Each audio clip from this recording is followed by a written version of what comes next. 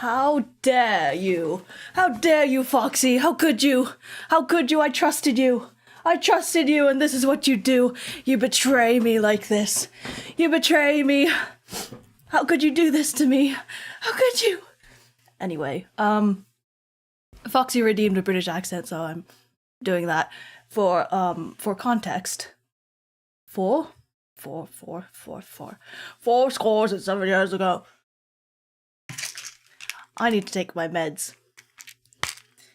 But it's just one betrayal after the other. I can't believe this. I did have to just go run upstairs to get my cushion thing, sort of thing that I prop my book up against. That's why I'm out of breath. Let me take my meds. My medicines.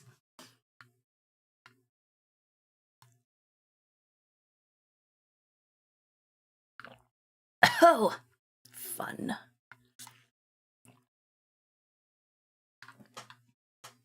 Anyway,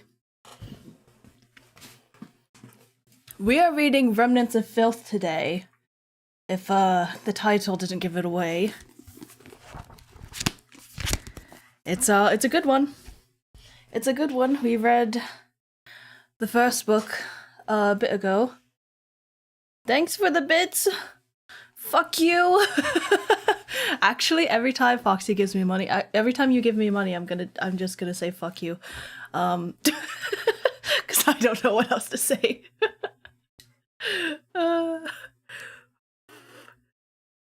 Anyway, this book is chock full of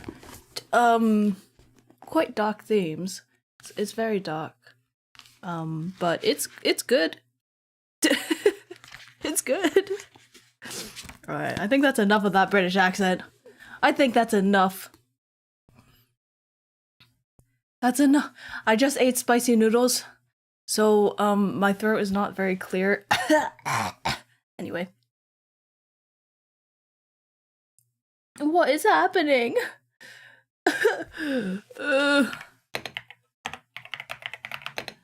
Sorry, there's a lot going on.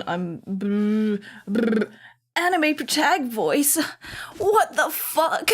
Why would you do this? I can't believe you do this again, in a different way. What the fuck? You just want me to do silly voices all day.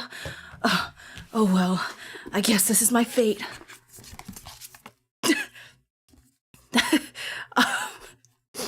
I put trigger warnings.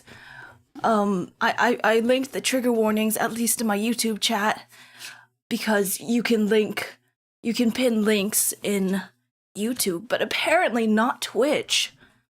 It sucks. I hate Twitch. That wasn't very anime protag. But yeah, do avail yourself to those. Because there are very dark themes here. Last week, am I going to do a recap in this voice? Am I going to do a recap in this voice?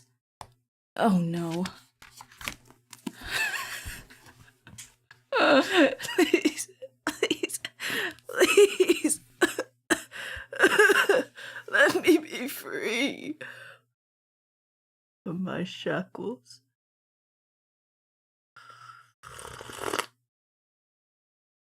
Tea. Okay. That clears up my throat just a little bit. Anyway, yes, look at the trigger warnings. Recap of where we left off. This guy's uncle just arrived and saved the day. I forgot all of their names. It's been so long and I forgot all of their names. God damn. But you know, the cunty guy, his uncle came and is like, what are you doing? He didn't do that, but basically his aura was like, pathetic. That was his aura, and it was something. I don't know if I'm going to regret the things I say before I meet him, but he is fine shit. I also linked the illustrations if you want to go look at the last illustration. that is of him.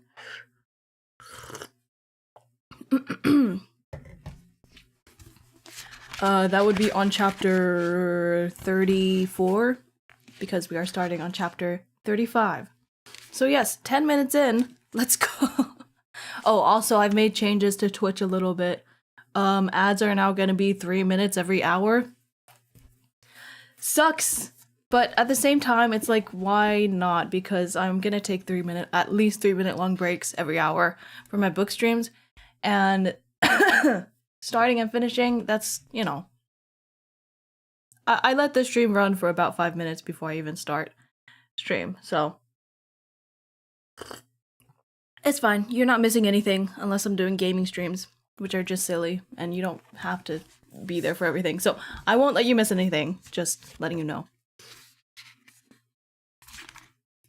But yes, shall we start? If this is your first introduction to Meat Bun, the author, she is so crazy with her purple prose. It's so beautiful, and the way everything... You'll see. Here we go. Let's just start.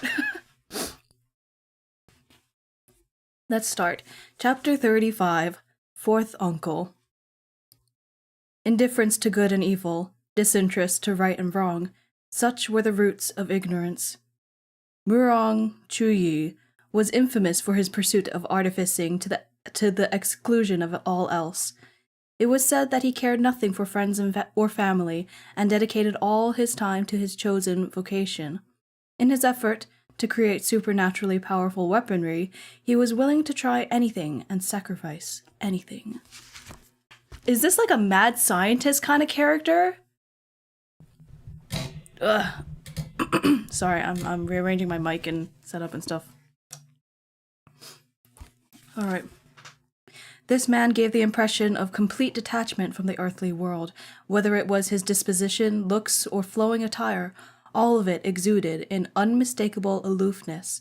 Almost no one in the entire imperial capital liked the idea of speaking to him. Though he wouldn't waste breathing on them either, of course. The only person who unflaggingly clung to him was... Fourth Uncle! Wait, this is... Oh, sorry, this is the wrong person's uncle. This is this guy's uncle. You're watching on Tupac. You're gonna get so much more delay on YouTube, though. Right, this is the boy's uncle. This is this guy's uncle. This is my favorite guy's uncle. I love him.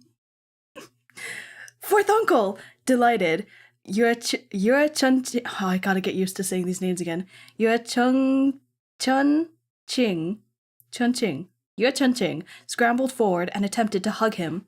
Impassively, the ignorant immortal, Murong Chuyi stepped back to dodge the little nephew charging toward him. With one sweep of his horsetail whisk, swirling gusts of wind surrounded Li Qingqian, handedly trapping the vicious sword spirit with a haze of white smoke. God, I don't remember these bitches. Is he the bad guy? Li Qingqian? Name guide. Name guide. Oh god. Characters. Gumong, of course. Of course, Murong Lian. Love that. I hate him, but kind of, he's so cunty. Shit. Who is that? Oh, I think we'll learn about him. Okay, never mind. Fourth Uncle, Li Wei. Yeah. Li Changqian. Once the Honorable Zongshi of the Water Parting Sword. Right. Alright. We're wrapping our heads around this. Where was I? Yes. Fourth Uncle! You're finally here! So you were in the capital! Hooray! Moji and Murong Lian couldn't help but pity Yue Chengqing. He bounced around like a puppy bursting with excitement, joy, and attachment to his fourth uncle of his. Murong Chuyi, for his part, acted as if he hadn't heard or seen a thing, simply turning his gaze upon the sword spirit. Those bright brown eyes swept across Li Qingqian. A good blade, he said, as if the man Li Qingchan didn't exist in his eyes at all, and before him was only Hong Shao, the sword. What a pity. Damn! Damn, he's sexy! Okay, I can't... Wow! And he has a whisk, okay. With a swish of his whisk, a talisman, the same one that had taken Yue Chunqing unimaginable effort to draw, materialized beneath Li Qingchan's feet. Murong Chu Yi enunciated each syllable in a tone devoid of emotion. This sword of water's gleam was once a yearning dream. The sword subsumes thy soul. My bidding lights thy way. My fucking... I can read. Yue Chunqing was long accustomed to being ignored by his fourth uncle. He scurried over and said, undeterred, "That's what I just chanted. It didn't work." Murong Chu Yi didn't so much as blink as he continued. "Rest not in this demon blade. Return thyself to the earthly world." "It's not holy sword?" Yue Chunqing exclaimed in shock, but anguish was already apparent on Li Qingchan's face. Black mist seeped out of the Hong Shao sword in his arms. At once it congealed, and the blade shattered into thousands of glittering shards. Yue Chunqing had recited the incantation 30 times, but Murong Chu Yi only needed to say it once. He finally realized what happened. "Ah, that's right. The sword is from the Lao Kingdom. It's not a holy weapon, but a demonic one. That's why the final line should be..." Murong Chu Yi glanced sidelong at the fragmented remains of Li Qingchan's sword spirit with his amber eyes. There was a pause, and he suddenly knit those sharp brows. How odd. Sword spirits ought to immediately dissipate after their weapons are destroyed. But Li Qingchan's sword spirit hadn't scattered at all. It was still there. It had merely become faded and incorporeal. And then... a cloud of black mist shot upward before he could finish the thought, sweeping past the group and soaring out of the cave. "Fourth uncle! He escaped!" Yue Chunqing cried. "I'm not blind. I saw." "Let's go after him." Murong Chu Yi glanced in the direction of the black... Murong Chu Yi glanced in the direction the black chi had gone. "We can't catch up." Yue Chunqing was stunned by his fourth uncle's frank honesty. Murong Chu Yi lifted a hand and worked a spell, levitating what remained of Hong Shao's hilt. Extending 2 fingers, he lowered his gaze and began to examine it thoroughly.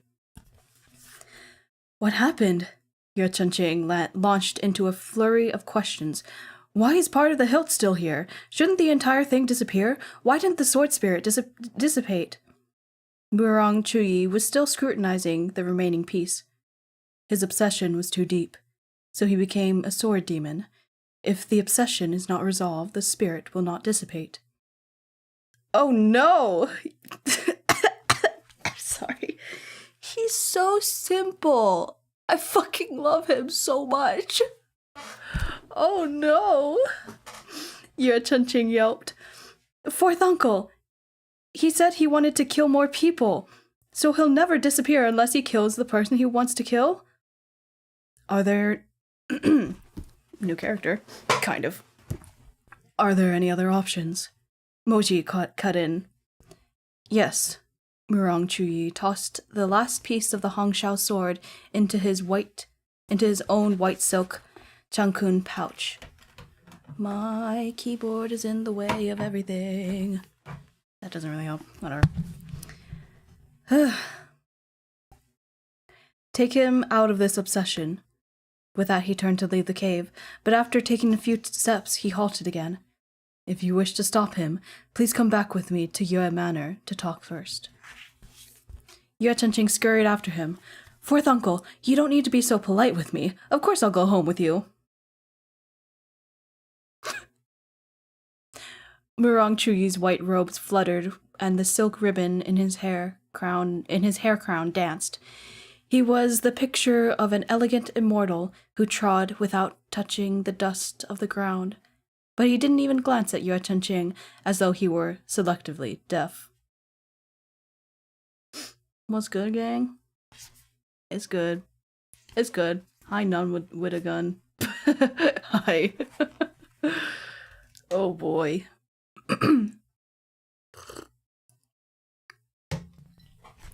Moji took in the scene in front of him and sighed inwardly. Human relationships were indeed the most unpredictable. Jiang Yexue was so kind and attentive to his little half-brother. He was warm and lenient, thoughtfully considerate in every possible way. Despite this, Yue Chengqing didn't respect him, let alone like him. Oh,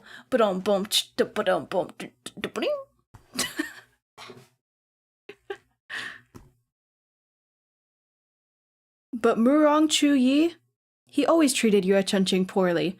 Toward others, he could be described as aloof, but toward Yue Chengqing, he could be downright cruel. Yet Yue Chengqing stubbornly adored him. He loved to tag along and pursue him to make conversation.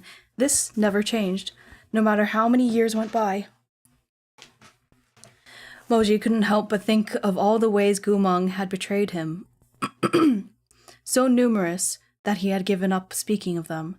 And yet he himself couldn't say whether some bygone affection still hid somewhere within his heart. Oh! What's a Pornhub? I don't know, look it up.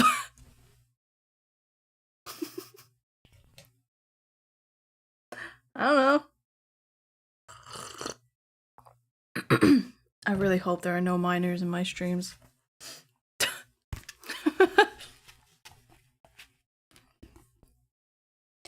Yue Manor was one of the most mysterious residences in Changhua, and the most secretive areas within this mysterious abode were all Murong Chuyi's territory. Ranked by difficulty of entry, the list would look something like this: Murong Chuyi's courtyard, Murong Chuyi's study, Murong Chuyi's bedroom, Murong Chuyi's artificing workshop. The last was more or less an invulnerable fortress, impenetrable to anyone but the ignorant immortal himself. That's his title. That's his title. No one else had taken more than a step inside.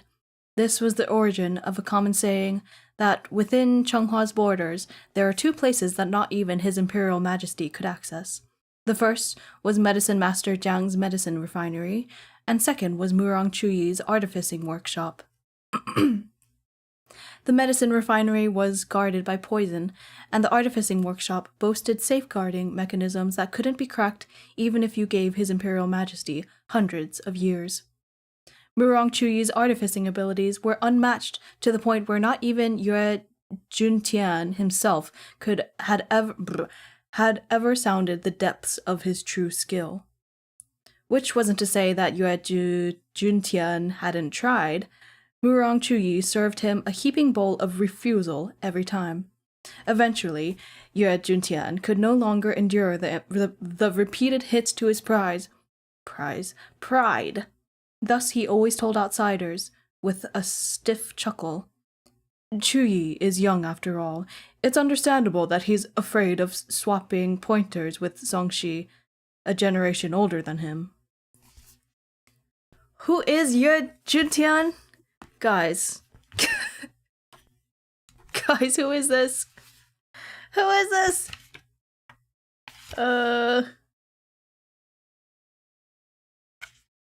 I don't remember. It doesn't say. It doesn't say. Okay, we're just gonna have to guess from context clues. These are smaller pieces of chess sets are made. Okay. You know, this whole artificing talk, it's making me really want a cultivation-based, like, D&D thing. You know? It would be so fun! I'm just saying, there's a lot of potential there. Cultivation-based D&D. I love it. I just think that it could be done so well. It's all right there. This is basically the Chinese equivalent of D&D. I DM that shit? Yeah! Why do my eyes look so sleepy? Is it just because I'm looking down? Maybe I am sleepy. Maybe that's why. Alright, anyway. Right.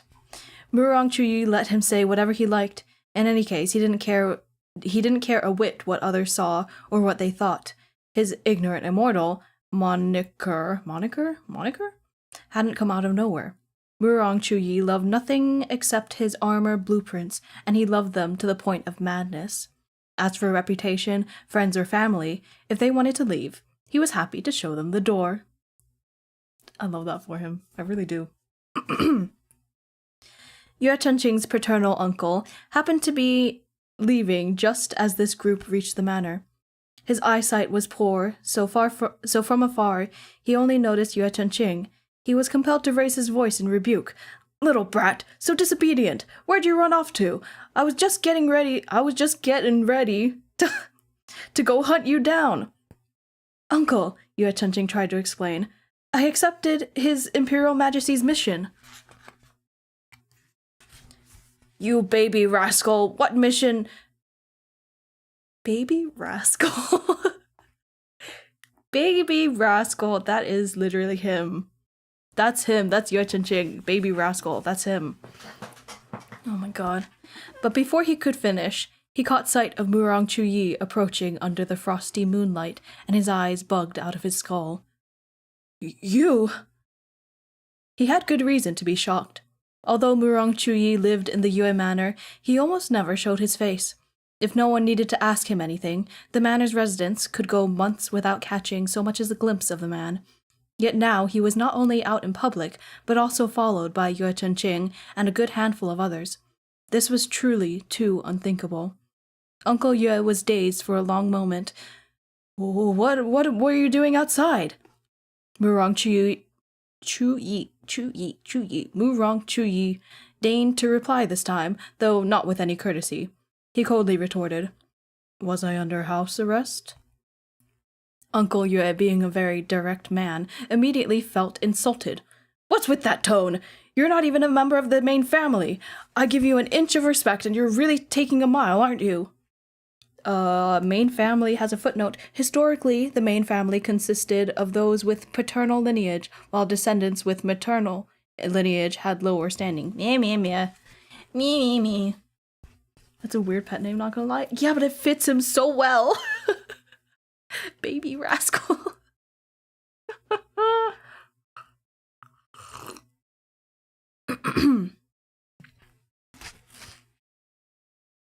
"Uncle, don't be angry," Yue Chengqing hurried to mollify him. "If it hadn't been for Fourth Uncle's timely rescue today, that... oh god. that R-wordist might have killed me. I do not know what these platforms allow me to say, so I'm gonna censor it for the time being. It's not the disability R-word slur, it's a different one. Just so you know. Ow! Sorry. Only then did Uncle Yue snort like a bull, glance at Murong Chuyi's snow-white silhouette, and satisfy himself with a few grumbles. A second or two later, he squinted his cloudy eyes to peer at the figures bringing up the rear of the party. "Are these gentlemen... oh, and these gentlemen are..." "Second brother Yue," Murong Leon sneered. "You'd best spend less time peddling your little mechanisms.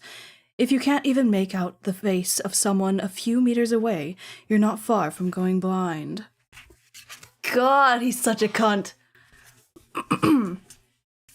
At the sound of this voice, Uncle Yue started. "Wang Shujun?" Murong Lian laughed maliciously. And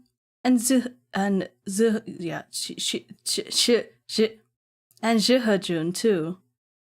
Zhihe. It's with an X. X-I. H-E. I think I'm right. I don't know why this one... I've said this a million times before. Shihejun. Shihe. Uncle Yue was stunned into silence. Even with his status as a high-ranking noble, he still fell short of the stars in the sky that were Wangshu and Shihe. He hustled down the steps to greet them. "Ayo, terribly sorry about that. Look at these eyes of mine. They really are almost blind. People excuse... what? Please excuse this insufficient welcome." Only as he got closer did he realize that the steel-wart bamboo warrior that stood at the back of the group had an unconscious gumeng tied to it. At the sight of public enemy number 1 right before him, and in such a bewildering position, Uncle Yue couldn't help his astonishment. His jaw dropped in shock, and he tilted his head back to look up at the insensible beast of the altar. Murong Lian hooked his pipe around Uncle Yue's neck, snapping the old man out of his daze. "Second brother Yue, don't forget to go see Medicine Master Jiang," he said with a grin. "Treat your ailments before it's too late." Fucking hell. I love voicing him because he's so cunty. I'll say this every time he says any line. Oh my god. Yes. I'll go see Physician Jiang for a Luli eyepiece. Oh my god. Good boy. Murong Lian let him off, laughing. "Oh right, I have a craving. Could you pop by my manor and fetch me a fresh pipe of some ephemera?" This guy's a drug addict. Like, actually canonically. Hello? Okay. Canonically. Second brother Yue quickly nodded twice, only to hear Murong Chuyi say blandly, "Open flame is prohibited in my courtyard." Murong Lian looked at him quizzically. "Why?" "It'll blow up." Murong Lian was struck silent for a moment, but his curiosity won out in the end. He could smoke ephemera to his heart's content at home, but the living quarters of this ignorant immortal were closed even to his Imperial Majesty himself. He repressed the burning itch in his chest and followed Murong Chuyi down long, winding corridors into the deepest recesses of the Yue Manor's northern corner. The group stopped before a tightly shut full moon door of red sandalwood. Murong Chuyi flicked his whisk 4 times at the Qi Xing Beidou star formation embedded within. First the Yuheng, then Tianshu, then Yao Gong, then finally Tianquan. Footnote: the asterism known as the Big Dipper or Ursa Major in Western mythology. The named stars are known as Epsilon, Alpha, Eta, and Delta Ursa Majoris, respectively. Stars. Constellations. The 4 spirit stones clicked and slowly sank into the wood to be replaced by 4 little wooden men. The wooden figures opened their tiny mouths and asked in unison, "Who goes there?" I'm sorry, all I can think about is the fucking scene in Shrek. the puppet show. Oh my god. Na na na na na na na na. To Locus. Anyway. "It's me," Murong Chuyi said simply. An engraved key appeared in the handful of each figurine. "Which will you choose?" Murong Chuyi carelessly grabbed one, and the wooden men disappeared. I probably should be giving them a better voice. It's just the fact that that is the first thing that popped into my head, so I couldn't, like, switch on the spot. I'm sorry, Meat Bun. I'm doing you dirty. Yue Chunqing stared with eyes wide as copper bells, murmuring to himself as if trying to memorize something. Murong Lian absent-mindedly spun his pipe in his hand and snorted. "There's no point in trying to memorize. The procedure might not even be the same every time. Isn't that right, ignorant immortal?" Murong Chuyi did not dignify his question with a response, choosing instead to insert the key into the lock. There was a muted click, and the sandalwood door rumbled open. "Come in." he said lightly. End of chapter 35. On to chapter 36, which is titled, They Were in Love. Who? I don't know. Well, let's go. We're on page 19, by the way. One glance at the courtyard, and Moji understood why Murong Chuyi had said open flame was prohibited, lest the whole place blow up. Despite Murong Chuyi's immaculate appearance, the mess in the courtyard was so awful it made one's hair stand on end. The ground was littered with fragments of wood, sulfur, and coal. Hulking suits of armor, half finished, were strewn about, and no less than a dozen bamboo warriors thumped under the colonnade. The incomparably elegant, ignorant immortal was unconcerned with this scene of disorder. No D. He led everyone to a small pond in the depths of the courtyard. The pool was crystal clear. Rings, white jade, hairpins, and various other trinkets lay at the bottom. What's this? Yue Chunqing wondered. The legendary pool of virtuous merit? I know that word. Murong Leon's eyes narrowed. Does your fourth uncle seem like the type to earn virtuous merits? Yue Chunqing was indignant. He put his hands on his hips. Why couldn't my fourth uncle earn merits? You're seriously too funny. Don't you know what kind of reputation he has? My fourth uncle is really ferocious, Yue Chunqing responded furiously. Murong Leon loved nothing more than to tread on people's tails. If Yue Chunqing had held his tongue, it would have ended there, but as soon as he responded, Murong Leon grew all the more invigorated. Even his craving for ephemera had receded a bit. Ferociousness and reputation are two different things, he teased. He pointed to Gumeng, still strapped to the bamboo warrior. Is he not ferocious? Didn't stop his reputation from sinking to high heaven. Stinking to high heaven, my bad.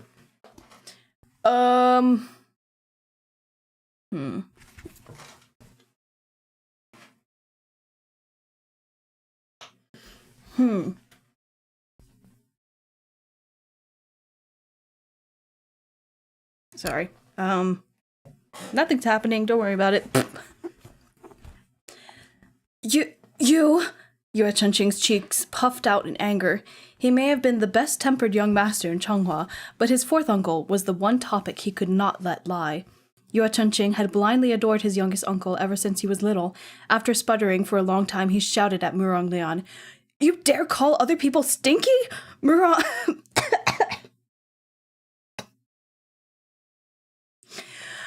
Daga, you're very stinky yourself! Murong Leon was at a complete loss for words. Miracle of miracles, the sun had risen from the west. Young Master Yue had not only learned how to curse, but the one he cursed out was him? Murong Leon found himself unable to respond for quite a while, stunned silent by shock that outweighed everything else. At that moment, Murong Chuyi turned to face them.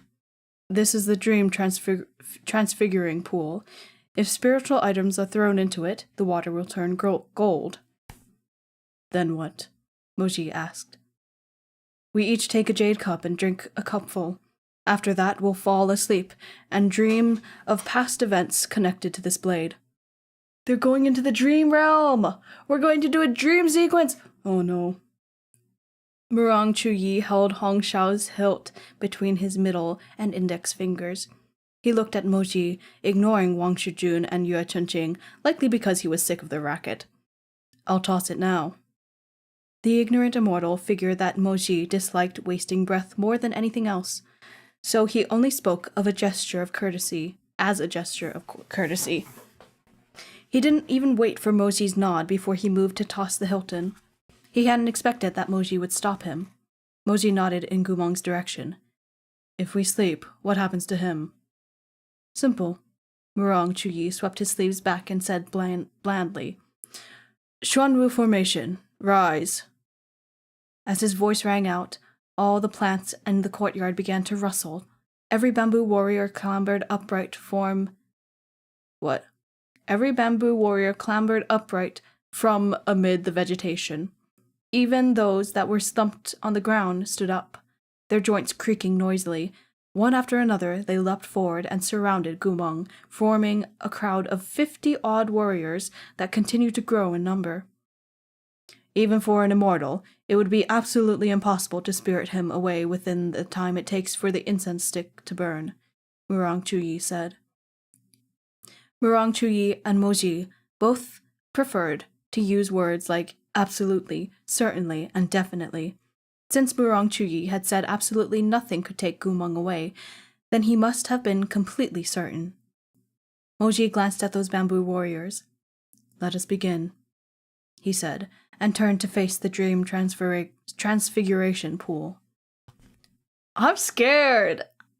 I'm scared. Is this why this chapter is titled this? Oh boy, oh boy. Are people gonna realize something?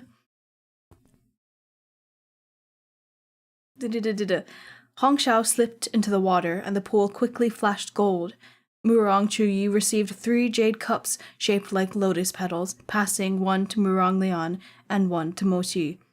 Yue Chunqing stared helplessly. What about me? I don't get one? Murong Lian snickered. Your fourth uncle doesn't like you enough to let you join in on the fun. Yue Chunqing was like a confused puppy.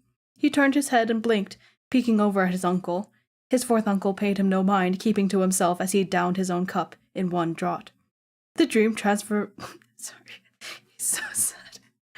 The dream transfiguration pool was incredibly potent. As soon as he had swallowed, his eyes drifted shut, and he fell asleep with his hand pillowed on his arm. Fourth uncle?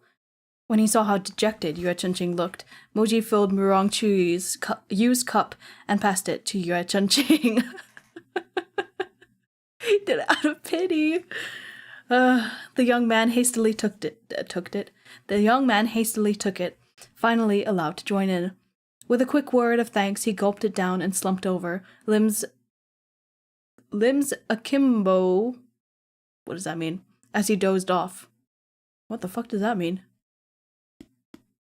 Moji and Murong Lian waited no longer to drink their own dream transfiguring water, and instantly sank under. At first, everything was dark, as if they'd been plunged to the blackness of night. Then they heard the sounds of a sword whistling brightly through the air. The cries of that blade were like a mighty thunderstorm that shook the earth and painted over the sky. Moji could probably recognize the brilliant sound of that sword, even with his eyes shut. Ooh, eyelash. These same sounds had rung out when Li Chunqing had battled thousands of demon wolves at his side. At the time, the water-parting sword had not yet reached the peak of its power, but each and every strike had been filled with clear and pure spiritual energy. Akimbo is spread wide. Okay, of course. Of course. Why did I suspect anything else? The scene slowly brightened as they listened to the swings of the sword, and their surroundings gradually became clear. It was late spring, and they were in a little village house, the yard filled with fluttering apricot blossoms. Li Chunqing, who looked to be around 20, was practicing his sword. His patched green robes whirling through the air with every movement. But he wasn't alone. A dainty girl dressed in coarse purple clothes exchanged blows with him. Ugh, this is why this chapter title is called this, isn't it? They're straight, aren't they? Ugh.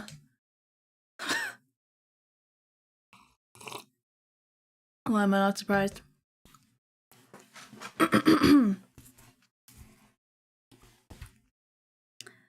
Her movements were clever and swift. Spinning and ducking so quickly it was difficult to catch a glimpse of her face. It wasn't until Li Chunqing had her at sword point that she laughingly came to a stop. She complained with mock indignance. Daga, I held out for another 12 strikes today. Don't I deserve praise? Li Chunqing smiled. Hong Xiao is very formidable. Hong Xiao, it seemed, was this maiden's name. And she wasn't satisfied. You used that line last time. Try a different one. Li Chunqing laughed helplessly. Then you're the most intelligent? You said that the times before last. You need to think harder. With a huff, she turned away. Only then did Moji get a good look at her features. This girl was around 17 or 18, with skin like lotus petals, slender brows like a willow, and a beauty mark at the outer corner of her eye. Moji was not great at telling women apart. He simply thought she looked quite familiar. Only after a few seconds did he realize that this girl looked quite like those missing maidens. Or perhaps he should say those missing girls looked like fragments of her. Some had similar noses or lips, while others had that mole by their eye. Li Chunqing sheathed his sword and reached out to flick the girl's forehead. Can't think of anything? Can't think of anything. I give up. He turned around to duck back into the house. Hey, you just didn't try hard enough. Hong Xiao skipped after him and cried out at the top of her lungs, Ah, Li Daga has gone back on his word. Li Daga doesn't care about me anymore. The chickens in the courtyard scurried about in fright, and the little dog began to bark. Whether they were trying to cheer her on or drown her out, who could say? Moji was speechless. He had never truly had any patience for women. Steady types like Mengzi were all right, but little maidens like Hong Xiao were easily among his top 10 worst nightmares. Yet it was clear that Li Chunqing liked her very much. There wasn't the slightest hint of impatience when he spoke to her. Oh my god.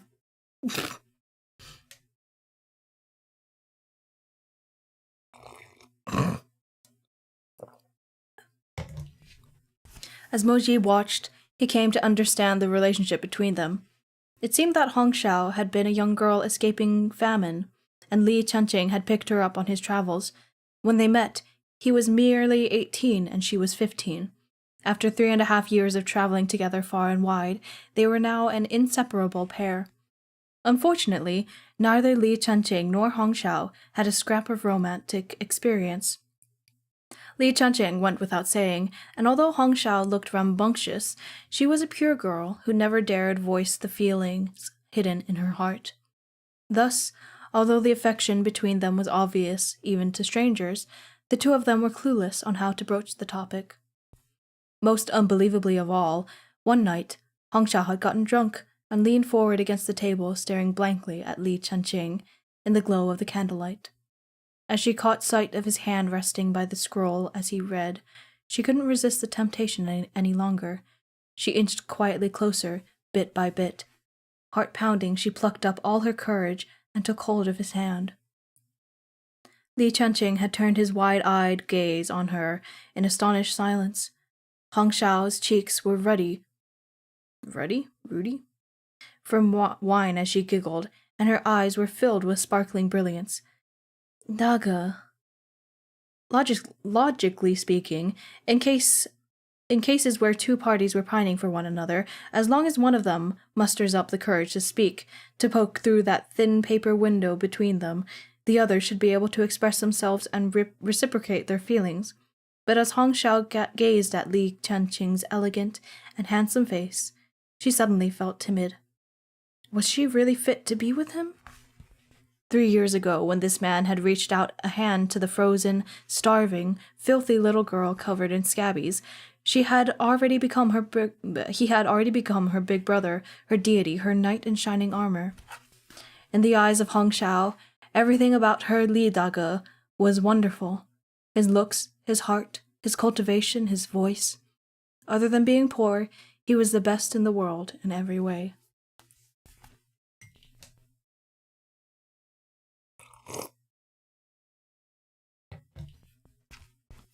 She lowered her head to consider herself.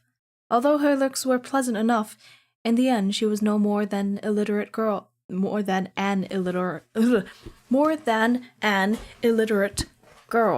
both clumsy and stupid. She ate a lot, twice as much as her Li Daga in a single meal, and her voice was too loud, like a raucous drum. Raucous? I think, okay. The more this little drum thought, the more sorrowful she felt. The courage she had so painstakingly gathered abandoned her at the critical moment.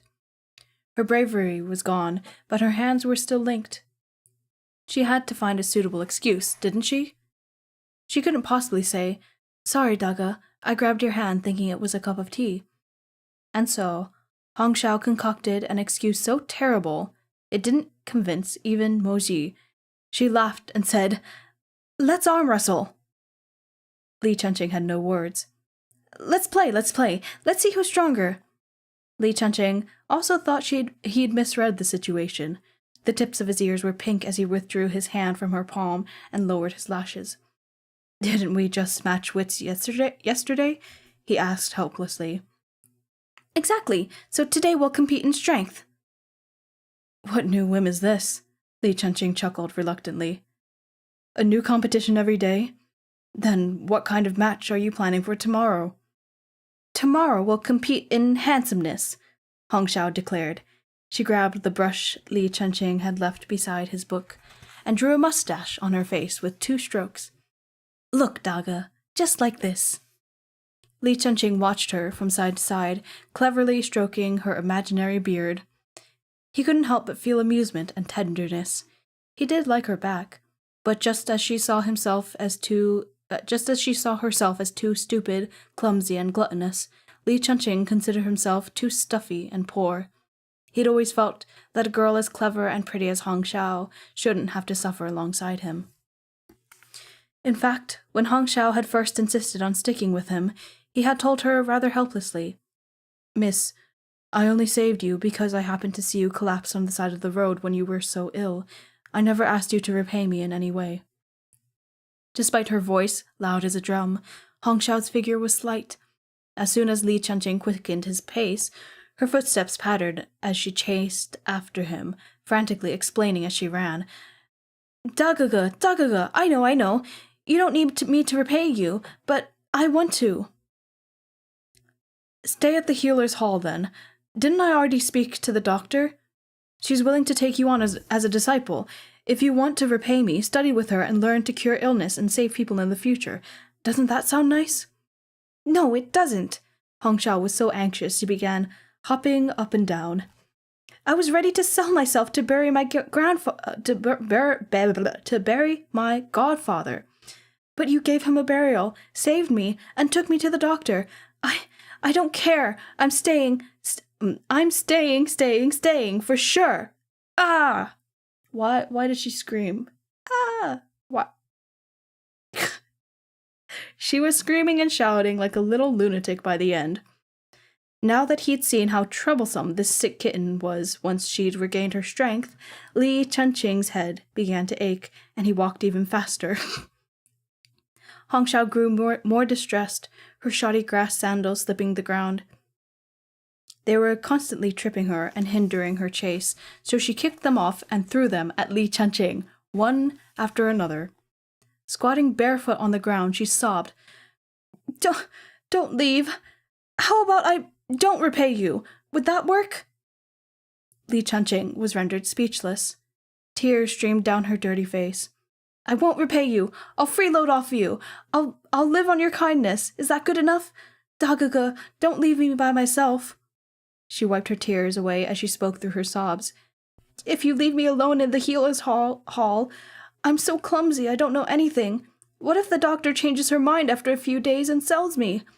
I've already been passed through 3 different households. I've been someone's future daughter-in-law, a servant girl, and an adopted daughter. I don't even know what I am anymore." She cried harder and harder, wailing hoarsely at the top of her lungs. Her tears stained the mud and her grubby feet ground into the dirt. "Don't leave me behind," she wept. "I don't want to go to a 4th household."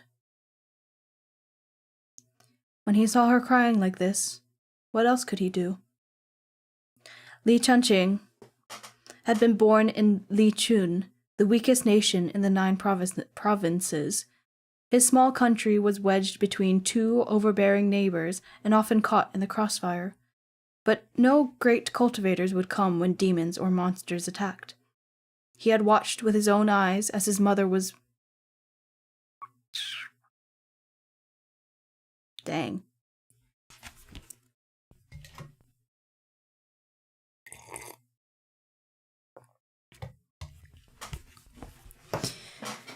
Should I just say it? I don't know. I don't even know.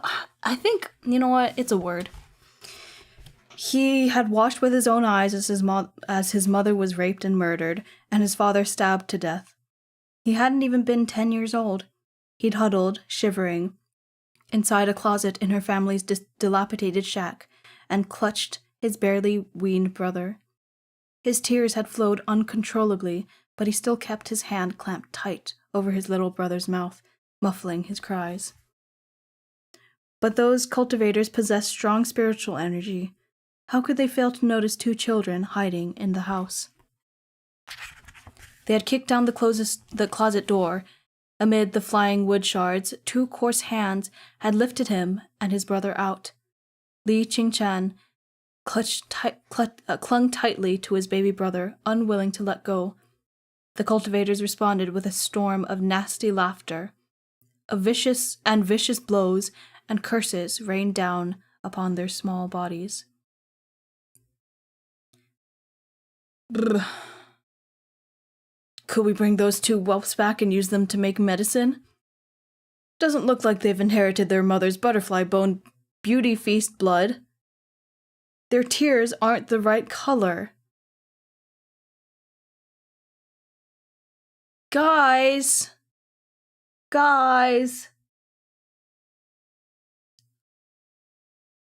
I know what that is from Urha, but you don't know what that is, but I do. I mean, you might know what that is, but I know what that is from Urha. Okay, I feel so clever. It's so clever.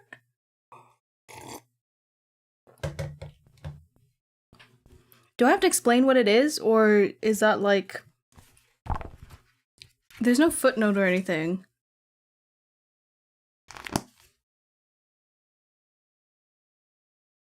I don't know. I actually don't know what exactly it is. I just know... I mean, Butterfly Bone Beauty Feast is basically what it is. Like, that's like a beautiful person that has like special powers or whatever, kind of. But it's not good to be one because they get, you know. It's really not good to be one. It's basically an Omega. It's basically an Omega in a really Omega-phobic world. Anyway. Just kill them then. Might as well nip any future trouble in the bud. At the time, Li Qingchan hadn't understood... Oh, there we go. It literally... Okay. Hadn't understood a word of what they said. He didn't know what a butterfly bone beauty feast was. He only watched several cultivators wrapped his mother's naked body in satin and took her who knows where. He wailed and screamed, wanting to run after his dear mother's corpse. But he couldn't put down the little brother in his arms. Coppery blood, burning smoke, and the fiendish laughter of the cultivators blurred into one mess in his eyes. Suddenly he heard a great boom. A jade-colored sword glare flashed out and decapitated those cultivators, their blood splurting high into the air.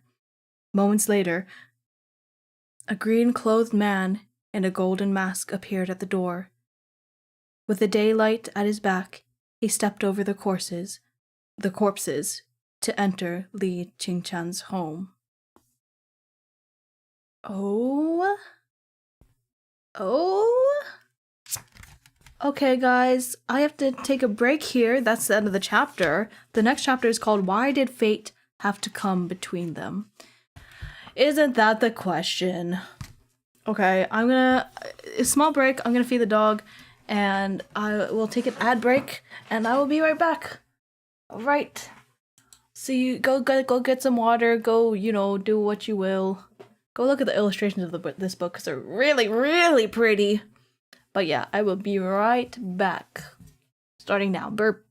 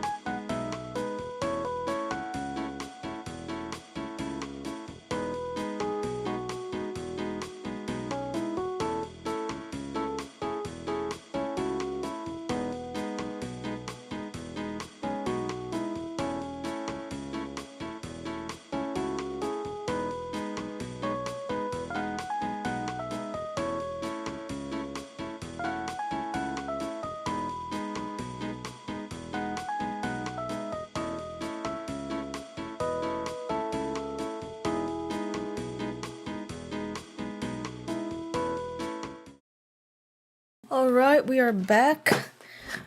I'm out of breath. Anyway, how we doing? I had to run to the bathroom real quick. That was fun. Eepy boy. I am Eepy. I'm always Eepy. Also, yes, indeed. I guess for my YouTube viewers, I have a new channel trailer. Woohoo! But for Twitch, yeah, apparently you're supposed to keep it under 60 seconds, so we're just gonna have to edit it a little. We're just gonna have to edit it a little bit.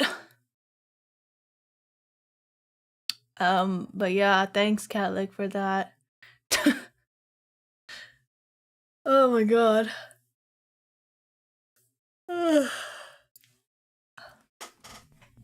Alright. Fun fact. Oh my god, I learned so many fun facts this week. Did you know that... Okay, which one should I do? Oh, fuck. Yeah, this one's more interesting. There's a type of salamander that's like... It's fucking weird. First of all, its pregnancy lasts 4 years. 4 years! 4 years, and while the baby is developing in its stomach, first thing it does, eat the unfertilized eggs. Second thing it does, eats the lining of the uterus. Like, continuously, because it keeps growing back, so it just keeps eating and eating and eating. And when it pops out, it's like a third of the size of an adult. It's crazy. Anyway, that was one of my fun facts. Fun facts of the week. That is indeed a fun fact, isn't it? You pass. Thank you. Sometimes I do unfun facts. The other fact I was gonna share is an unfun fact. So yeah, there's that. Anyway, let's move on. We're on chapter 37. These chapters are quite short, but I think we'll get about through like... Oh, next one has an illustration.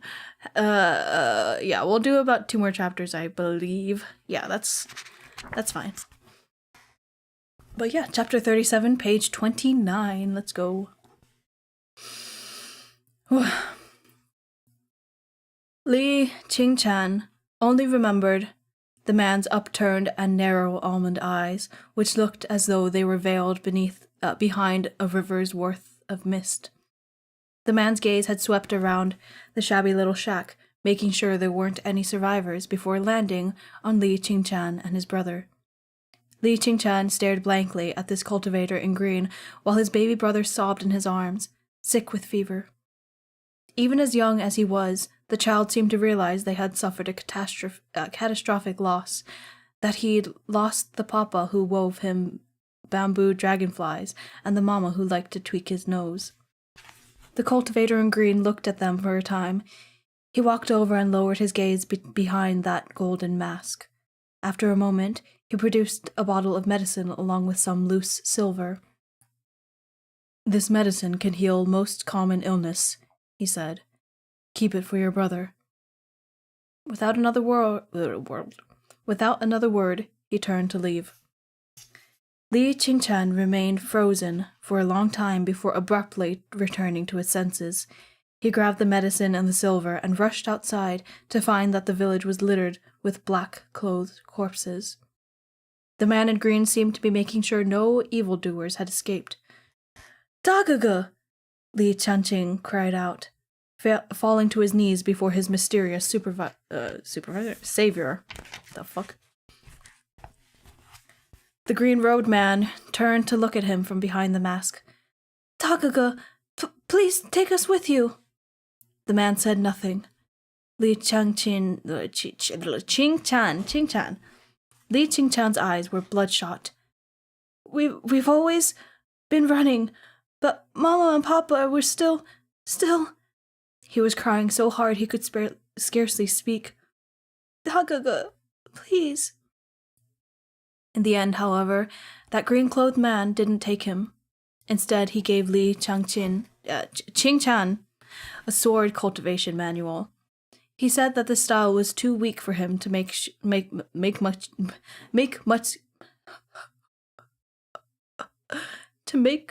much use of. But as long as Li Changqian, oh, I got it wrong. I get it wrong every single time. I keep mixing it up. Li Qingchan, Ye Chengqing, Li Qingchan. But as long as Li Qingchan diligently worked at it, he could perhaps use this manual to forge his own sword path, which would be sufficient for self-defense. Now, as Li Qingchan watched Hong Shao crying in the dirt, pleading for him to keep her, he seemed to see himself from long ago, could feel the same helplessness and despair. Finally, he sighed and walked over to Hong Shao. Get up. Hong Shao was startled to see him turn and come back. She gazed up at him with teary eyes, sobs hitching in her throat. But remember, I'm only taking you along for now. If we pass by anywhere nice, anywhere you can stay, then I won't keep you with me. Hong Shao couldn't care less. She wiped at her little face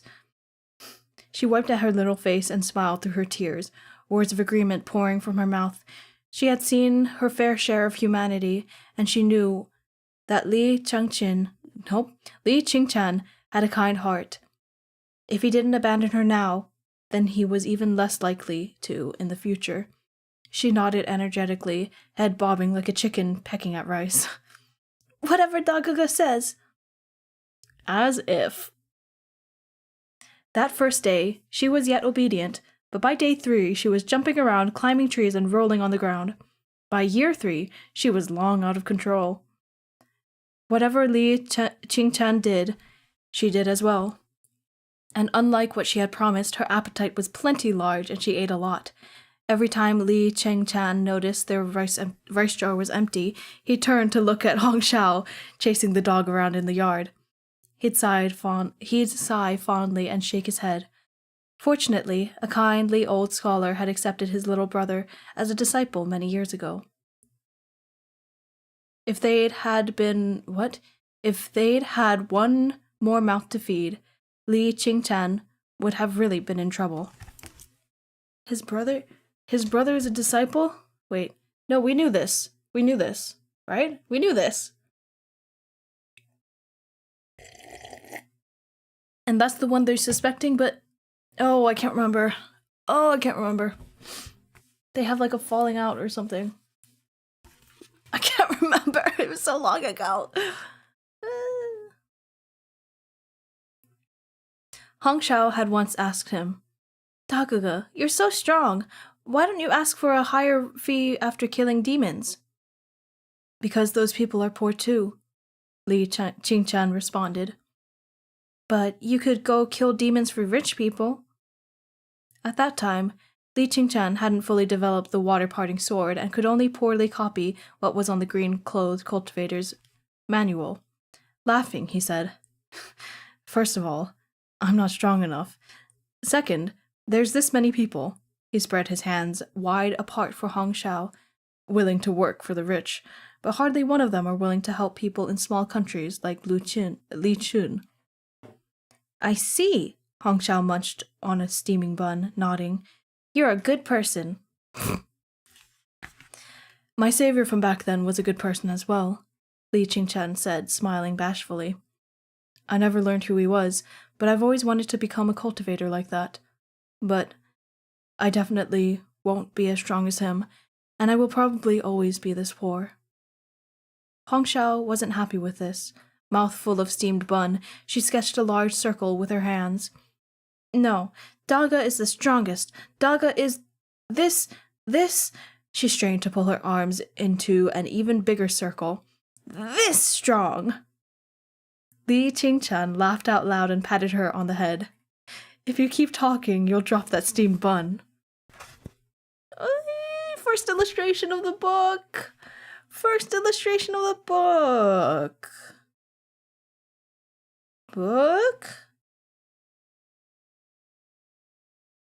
Oh no, that's Urha that I'm thinking about. I get these two confused so much. I can't. I can't do this. Okay. I'm not going to tell you what it is because we haven't quite gotten there yet. Hongxiao yelled and bit down, grinning as she chomped on the steamed bun and kicked her feet. Her goose-yellow embroidered shoes were beautiful and very clean.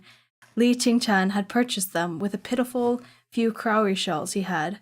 She was very careful when she wore them, and though they might have been old after so many years, they were very rarely dirty.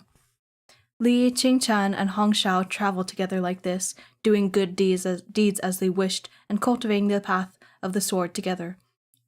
The vision flowed onward, and now Hongxiao was sitting on a tree, wildly shaking it for fruit.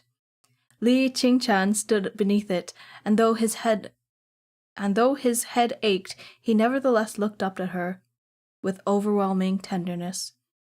But this kind of calm and peaceful life couldn't last.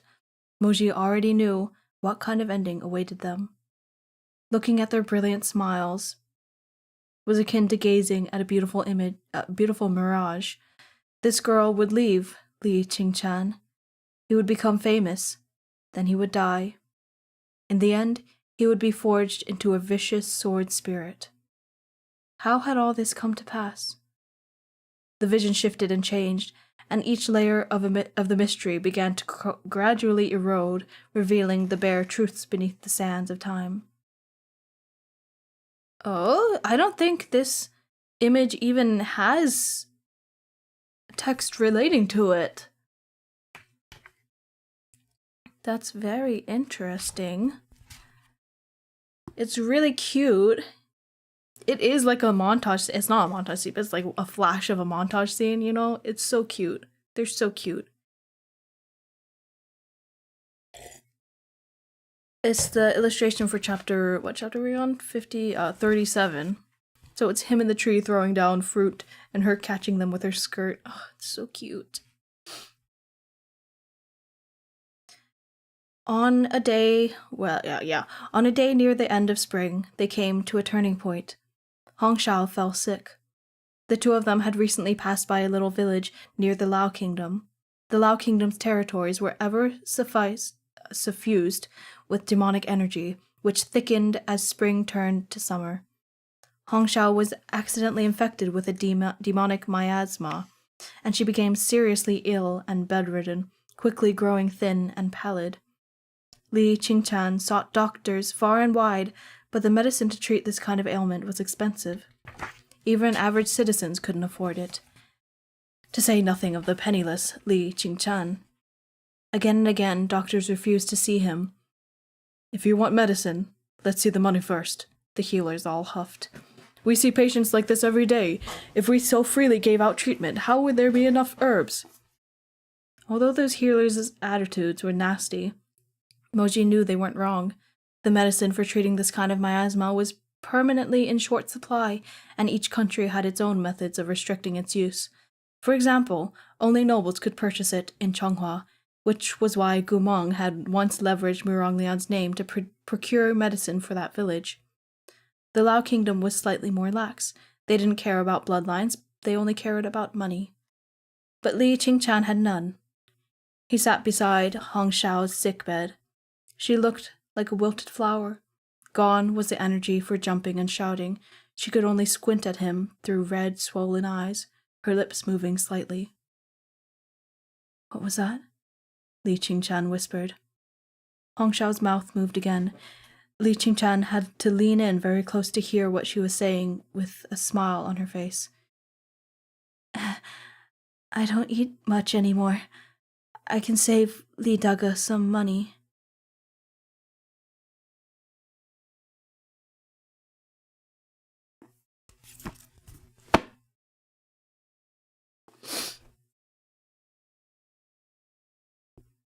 That's fine.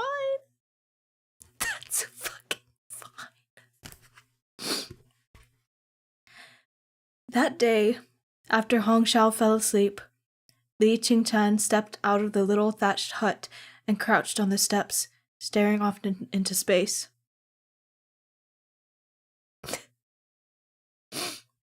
He was suddenly unable to bear it. He curled up and began to cry. He was afraid to weep too loudly.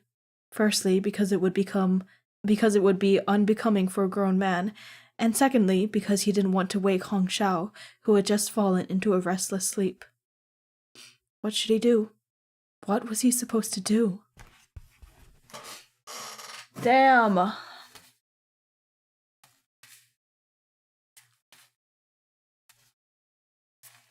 I'm fine. I'm fine. He really wasn't as strong as Hong Xiao believed.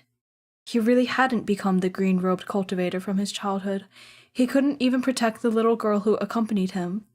After so many years, other than ambition and empty words, he had nothing. Moji could hardly stand to watch anymore, but the story had already been told. He knew their faces could no longer be changed. The vision continued to move along. The young Li Qingchan wandered through the busiest markets to the Lao Kingdom, blank-eyed and helpless. He'd sold off what little he could for 7 doses of medicine in order to buy some more for Hong Xiao. Now only 1 dose was left. What would they do tomorrow? Come, look carefully. The requirements are very strict. Don't try to cheat. From a corner of the market came the pounding of drums.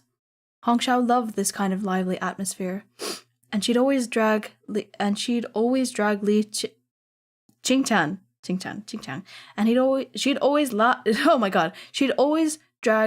Qingchan over to take a peek around whenever they chanced upon such things. He walked over. Let me reset my brain for a second.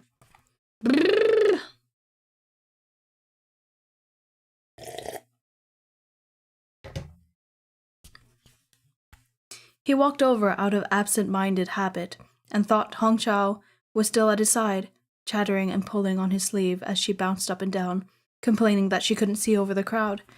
He stood and stared blankly for a moment. He came to his senses and was about to leave when he heard shouts rising from the crowd. Are they really offering that much money? The Goshi is seriously too bold. Good heavens, it sure makes me envious. To Li Qingchan, the word money used to be nothing more than a gust of wind, but now the sound of it was like the prick of a needle. He whipped around and glanced over with bright eyes. On the stage, an elite Lao Kingdom cultivator paced back and forth, striking a drum to attract attention. Behind him hung a silk portrait as tall as 3 men. Its subject was a beautiful and alluring woman with a mole at the corner of her eye. From this angle, she unexpectedly looked quite like Hong Xiao. Li Qingchan was taken aback. He heard the Lao Kingdom cultivator shouting over and over, "The Goshi has read the will of the stars. All girls who look like this will bring prosperity to the kingdom. All who conform to these requirements will be accepted to the palace." He banged on the drum and raised his voice again. The chosen girls will become priestesses in the palace, and their families will receive 1,000 gold cowries. We're taking volunteers only. Those who are interested, please come to the back of the stage to be examined. That's not sus at all. That's not in the slightest bit suspicious.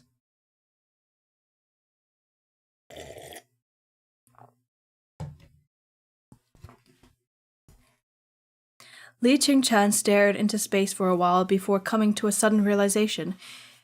He rushed backstage to the Lao Kingdom cultivators, overseeing the examination.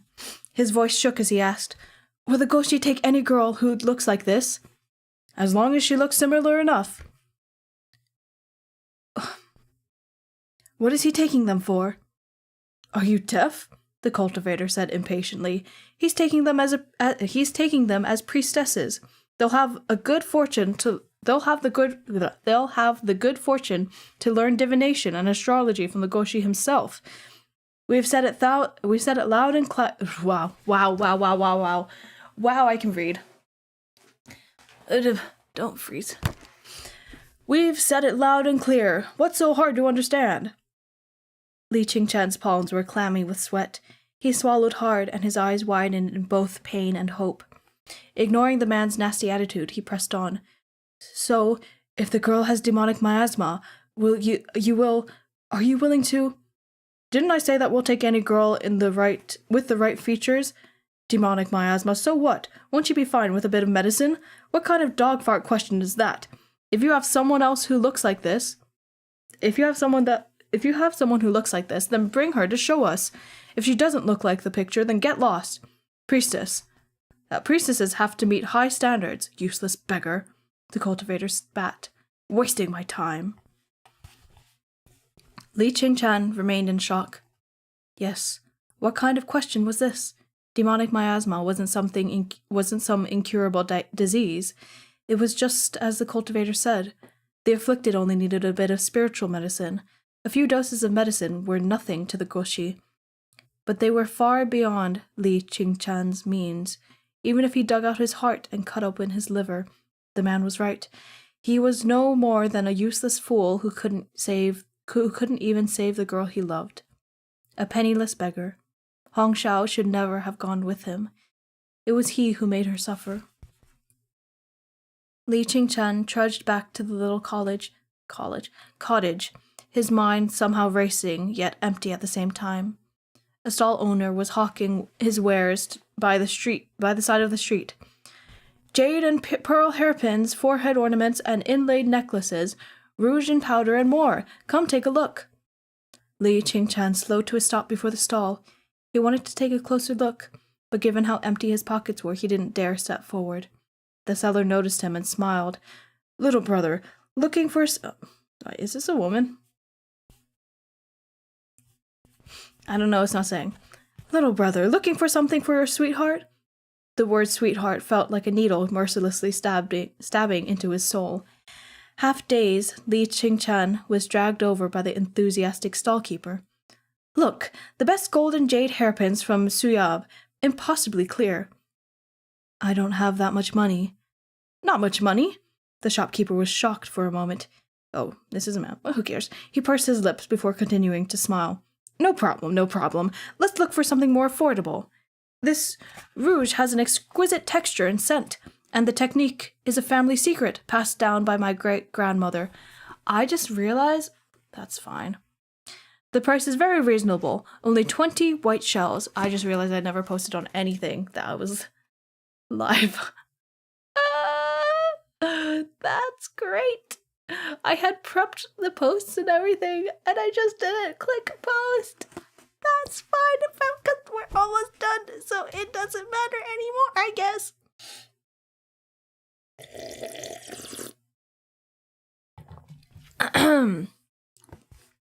Oh well. I prepped the posts and everything. Ugh. Li Qingchan's money pouch only held 3 white cowrie shells. Seeing how embarrassed he looked, the shopkeeper stopped chattering and looked him up and down. Noticing the patches on his clothes, the smile on his face gradually disappeared. Still, he casually produced a humble little fabric flower, shoddy in both material and make, and carelessly tossed it in front of Li Qingchan. Then how about this? 5 white cowries. He raised... Wait, who is this? Okay, this is the shopkeeper. Then how about this? 5 white cowries. He raised his beady eyes to look at him. Keep the little miss happy. You can't possibly be this stingy. Li Qingchan, thoroughly humiliated, lowered his head and silently turned to leave. The shopkeeper was shocked. He'd wasted so much breath on this person. He'd wasted so much breath, and this person wasn't willing to spend 5 white cowries. His temper flared, and he yelled at Li Qingchan's retreating back, ignoring all the eyes around him. For fuck's sake, are you kidding me? You want to pick up women without spending a single cent? You think you're that much of a catch? If you don't have money, then don't wander around here. Getting in the way of this old man's business. Pah! Li Qingchan's face burned like it had been scorched by fire. He forged ahead amid astonished stares and scurried away with his head bowed. He soon left the city and the onlookers behind, but his neck still felt like it had been broken, as though he'd never again have the strength to lift it. He stumbled all the way to the roadside pavilion on the outskirts of the city and sat down, burying his face in his hands.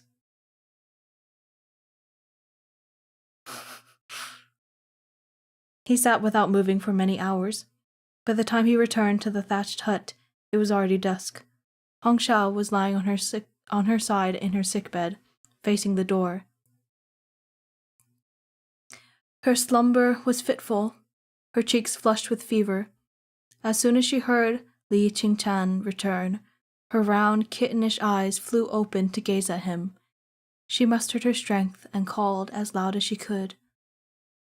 "Daga."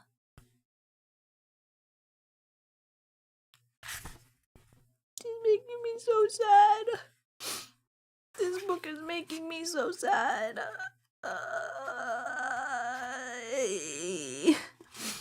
That's the end of the chapter.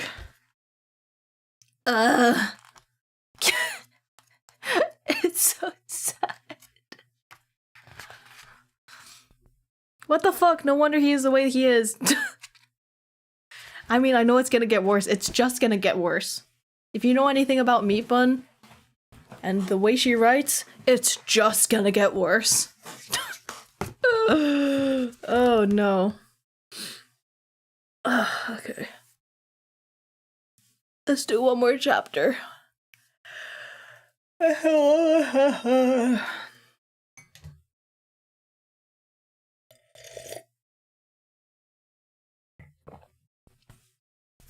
Okay. Okay. Chapter 35. What? That's not the word. That's not the letter. That's not the fucking number. Chapter 38. Mountain Sacrifices. Page 41. Page 41. Mountain Sacrifices. I don't like the looks of this one. I just don't. Li Qingchan came in with the cold. In his hands was a red peony he had picked at the side of the road. When Hong Xiao saw the flower that was her namesake. Namesake? Her eyes lit up. "Ah, it's so pretty," she said with a smile. "Is it for me?" Li Qingchan nodded, too afraid to look at her. Hong Xiao was delighted. Not even her illness was enough to tame her unruly personality. She struggled into a sitting position on the bed and took the flower, sniffing it with a grin. "Too bad my hair is so messy. Otherwise I'd pin it on right away." A pause. "I'll help you brush it out." Before she had often cajoled Li Qingchan into braiding her hair, so she didn't so much as blink at this offer. She sat on the bed as Li Qingchan let down her long hair, combed and styled it into her customary double buns, and carefully pinned the splendid crimson peony into her inky locks. "He's doing her hair." Hong Xiao touched the flower's petals, smiling as she coughed. "Daga," she cried. "Bring me the mirror. I want to see if it looks good." "Why don't you come off the bed?" Li Qingchan said after a second. "Go look by the table." As he spoke, he moved her only pair of embroidered shoes to the foot of the bed. Throughout all of this, he had not met her eyes once. Only now did Hong Xiao sense that something was amiss. She slowly turned her head to look at Li Qingchan. Hong Xiao was such a noisy little drum, but in this moment her voice was so soft, she seemed like a timid kitten. She looked at him inquiringly. "Daga?" Li Qingchan said nothing. "Daga, is there something on your mind?"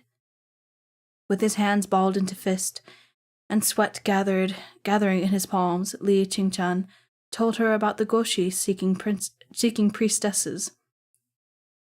He kept his head bent low as he spoke. As long as he couldn't see the expression on Hong Xiao's face, he could avoid compounding his own sadness and guilt.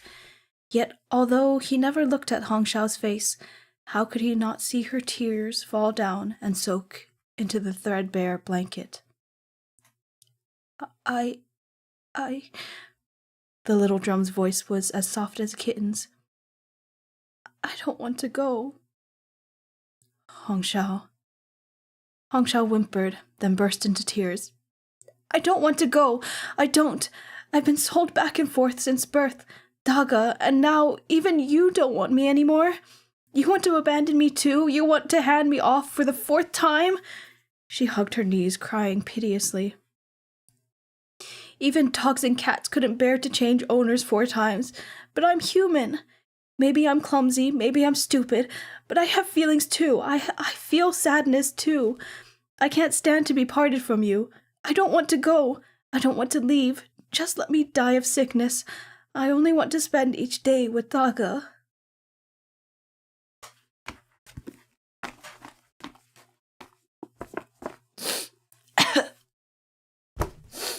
Oh, my eyes are leaking.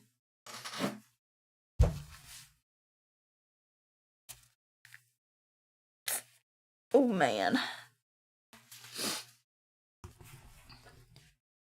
She refused to listen to anything Li Qingchan said. But really, how could Li Qingchan possibly let her die before his eyes like this? Hardening his heart, he stood and turned to her.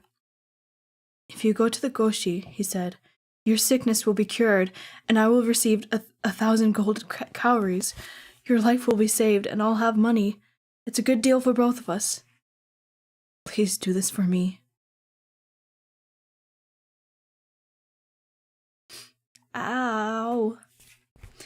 Stunned, Hong Xiao swallowed her tears and looked at him blankly. Li Qingchan swept back his sleeves. Go. Hong Xiao was bewildered, but she still managed to say, You wouldn't. Why wouldn't I? Li Qingchan turned sharply, the rims of his eyes red, and spoke through gritted teeth. Consider this a plea. I'm already tired enough as it is after caring for you for 3 years. If I sold you, at least I'd be able to eat well. Why are you clinging to me? If you stay with me like this forever, how do you think we'll end up? Hong Xiao's eyes were wide, her gaunt cheeks gradually losing their color. How would we end up? Would they kneel to the heavens and earth to get married, or would they become 2 sword cultivators, wandering the world together? There is nothing more drawn out and difficult than one person promising themselves to another and spending a lifetime together. A bouquet of passion and 2 true hearts weren't enough. They needed money, trust, opportunity, and hope, all of which these 2 lacked. It was one thing to spend 3 years roaming the land together, but what excuse did he have to make her suffer a lifetime of poverty at his side? The stall-keeper was right. He couldn't afford to give her even the ugliest and shabbiest silk flower. Their feelings were no different from the peony blossom in her hair, so beautiful when first plucked, with the promise of being just as splendid tomorrow. But it would die. Together the 2 of them could never possess an everlasting silk flower. They could only have a dirt-grown peony, fleeting beautifully, but withering to nothing in the next breath.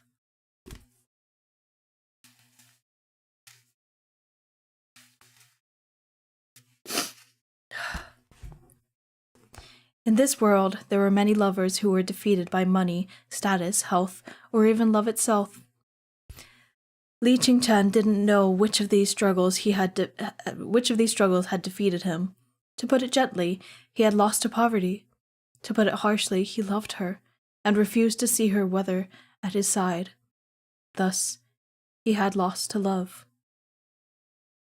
Either way, he was someone who had failed utterly. He had no choice but to send her away.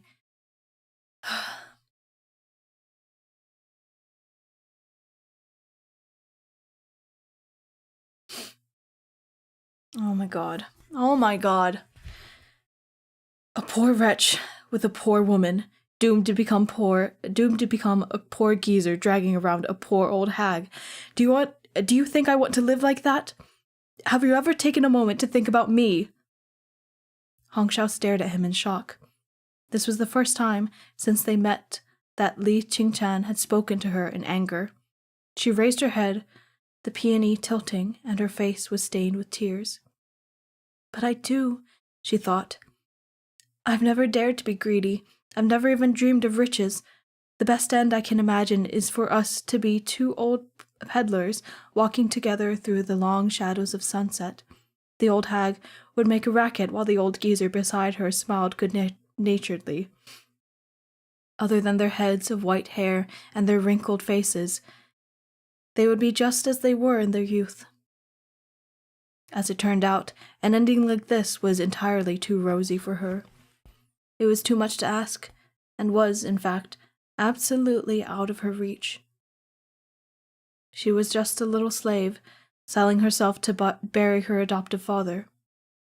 3 years ago, Li Qingchan had fulfilled her wish, so he'd essentially bought her. What did she have in the matter if he now wanted to sell her off?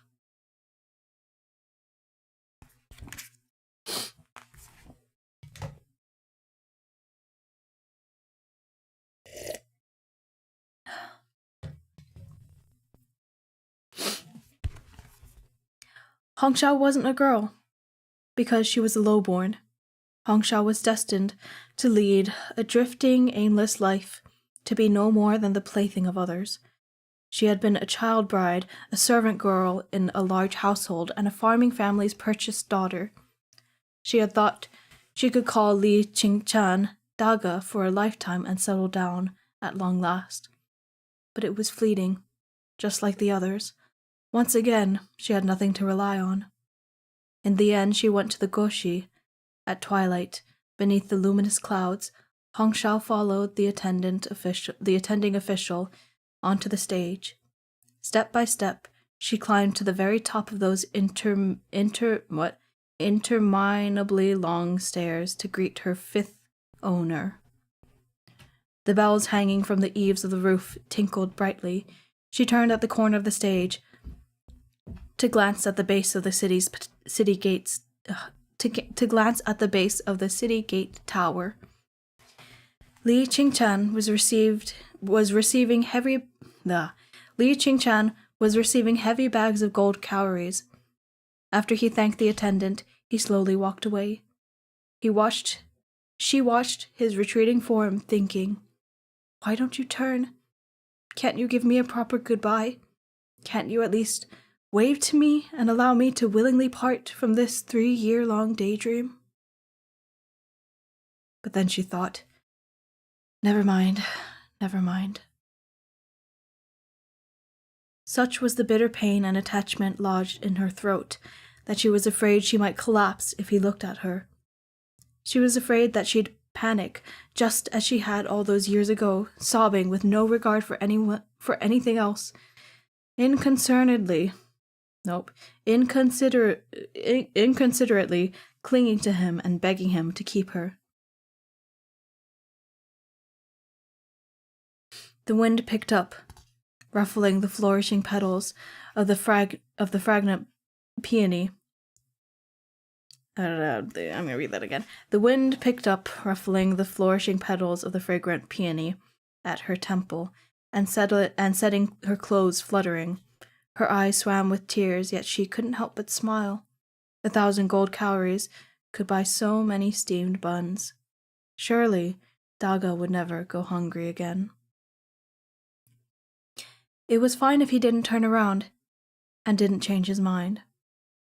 3 years ago, she had only wanted to survive, which is why she had yelled so recklessly at him while he was leaving. But she was afraid now, afraid that her cries wouldn't have the power to stop him. That would hurt so much. She'd never be able to take another step forward. She had to keep going. She had to.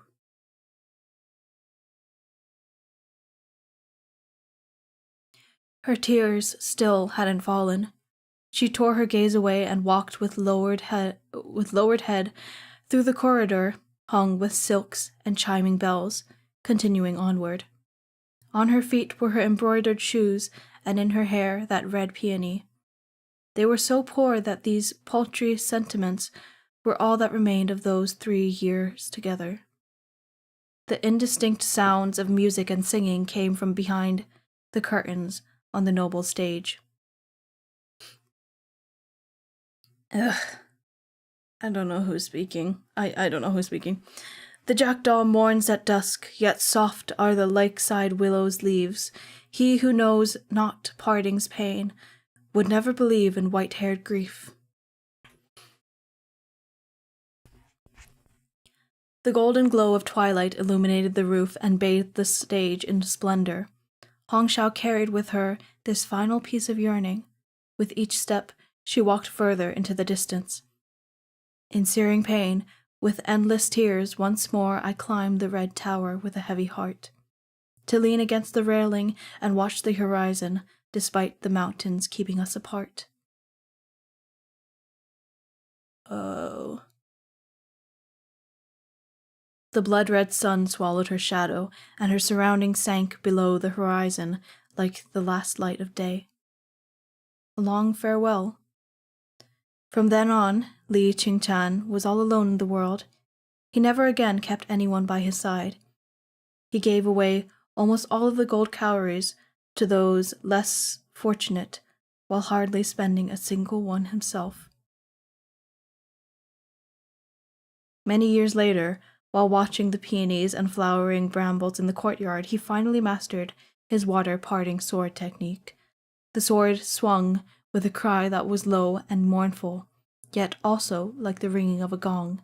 Amid whipping winds and crackling lightning, he parted water and split the skies. By the way, I accidentally missed a footnote with the poem that was just read.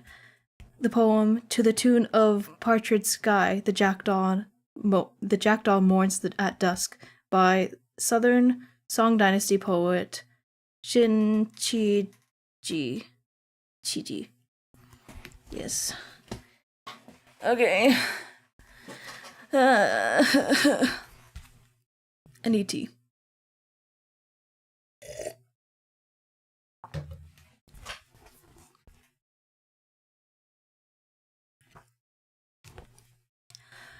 All these scenes from the past winked into darkness before Moji's eyes, like the end of a long night of fireworks. Like a swiftly spinning paper lantern, the vision finally stopped on a silent, desolate mountain, littered with white bones. Here was the famous Battle of Maiden's Lament Mountain. The moment Moshi had seen Hong Shao walk toward the city gate tower to become a priestess of the Lao Kingdom, he'd felt uneasy. Moji wasn't as native to Li Qingchan. He was all too familiar. Wasn't as naive as Li Qingchan. He was all too familiar with those Lao Kingdom lunatics, especially their mysterious masked Goshi, who was crazier than a mad dog. Learning astrology and offering prayers for the nation's prosperity. Even if others believed it, Moji did not. The Lao Kingdom ate human flesh and drank human blood. They were utterly deranged. The fact that Hong Shao had gone there did not bode well. He remembered a rumor about Maiden Lament's Mountain. It was said that the Lao Kingdom had captured a few hundred girls, dressed them up as brides, and sacrificed them to a mountain god. Linking these two stories, Moji could more or less guess what had happened. And his guesses regarding the Lao Kingdom were usually correct. Li Qingchan had suppressed droves of the teeming, vengeful ghosts on Maiden's Lament Mountain, but since his heart was kind, he refused to let anyone harm the souls of those girls after he'd obtained them. He entrusted his manual for the water-parting sword to his younger brother for safekeeping, and retreated to a remote island with those hundreds of souls, wishing to help them find peace. God, he is so sad. Ugh. Each vengeful ghost had to be sent off individually. Li Qingchan let them release their malicious energy one by one so their souls could return to the cycle of reincarnation. He watched each soul he sent off depart and soar out over the vast sea. The dead maidens all wore stained red robes. While they yet possessed malicious energy, they had no awareness, but once that energy dissipated, they lost all memories of their life. Every day he watched one dead soul come bitterly and depart blankly, just like that, day in and day out. The more souls Li Qingchan released, the more frightened he grew. He noticed that every one of these maidens looked very much like someone he knew. They looked like the girl who had chased after him, the girl he left behind at the city gate tower.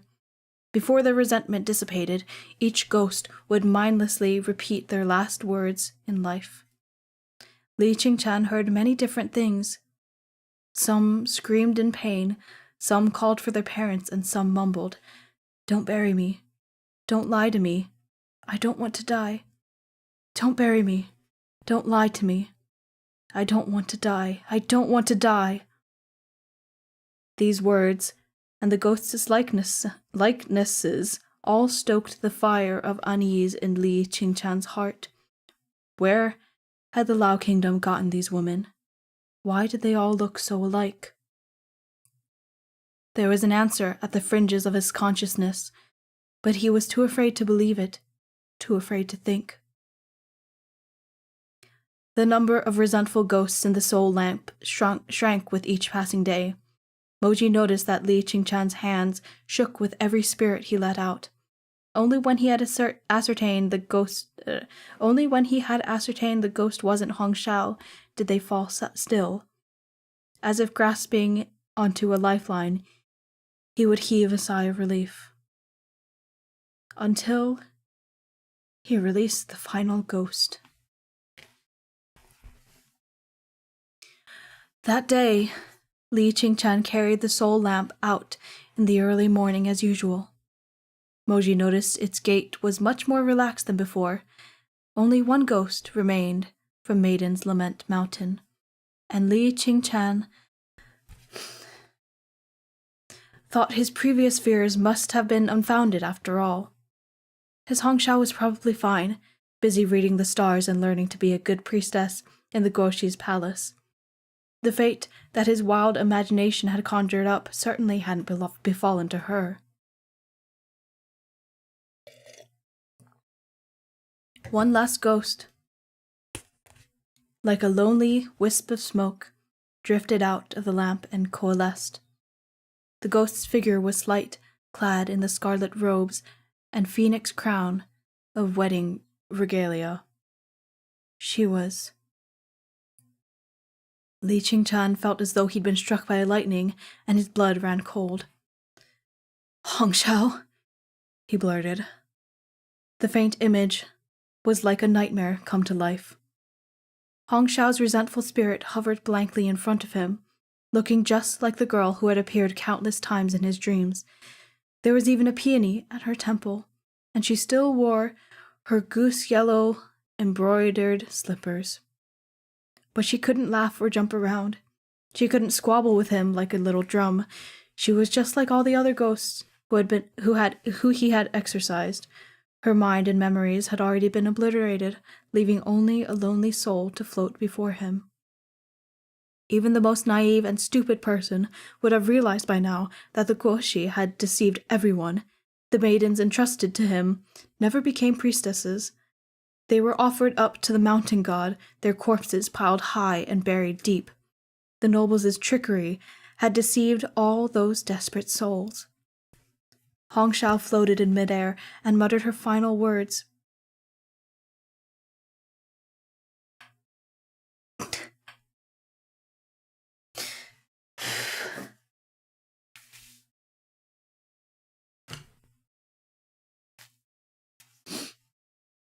Fuck.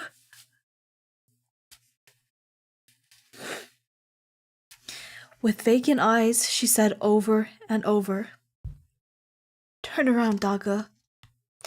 I want to say a proper goodbye.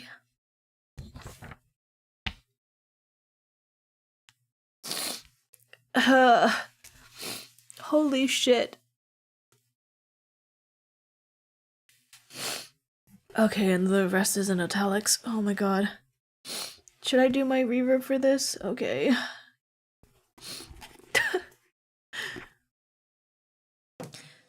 Turn around, please.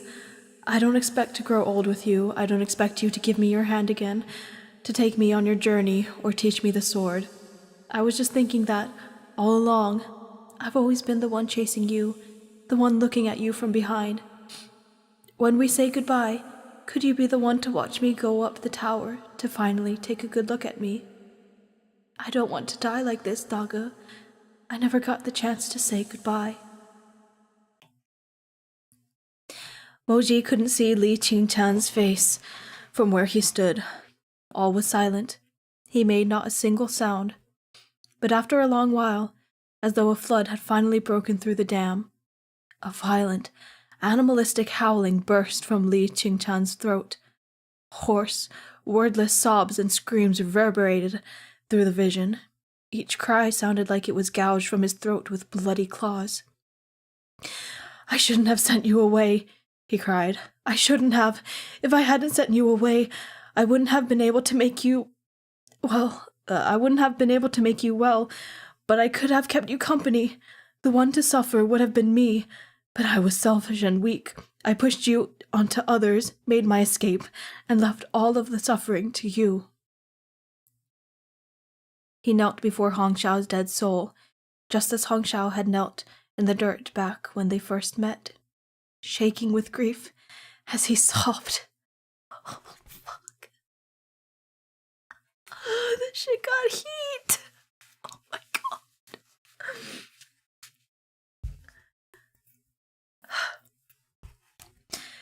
I didn't even have the courage to say goodbye.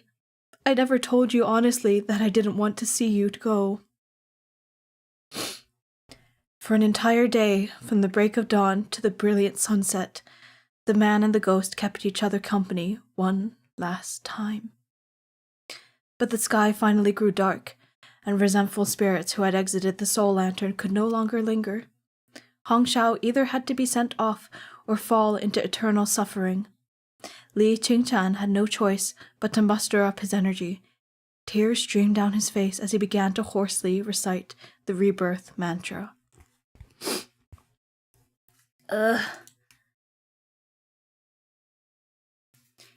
He was sending her off, letting her pass on.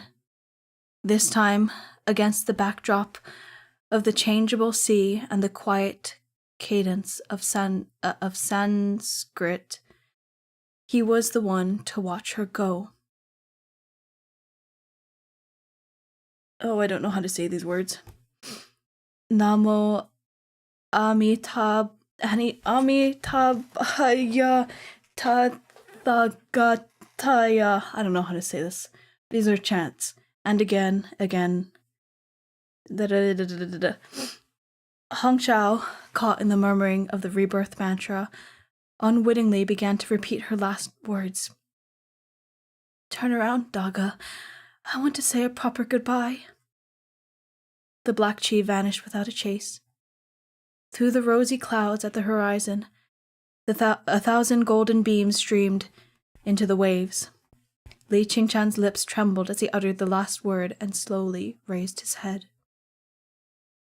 Hong Xiao's soul was free, her eyes now truly empty. She was silent, as though perplexed to find herself on this vast earth. Then she turned her face toward the horizon, toward the silver of twilight at the edge of the sea. Without the slightest reluctance, she drifted away. To you, I want to say a proper goodbye.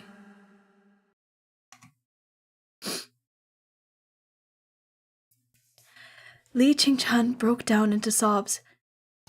Tracking her retreating figure, he chased after her, hoarsely calling her name. Waddling into the sea, I can't do this. I can't do this. It hurts so much. Holy shit. Holy shit. I knew Meat Bun was gonna make me sympathize with this motherfucker, but holy shit. Fuck you, Meat Bun. Fuck you. Oh my god. My eyes are gonna be so sore. Again.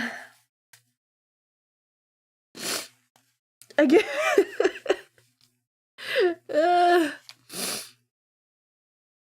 gonna have a stack of tissues by the end of this. Oh man. He staggered and fell to his knees, but he did not lower his head. He watched her disappear into the golden globe between the heavens and earth. When we said goodbye at the tower, I didn't look back. This time, it's my turn to look at you. My turn to send you off.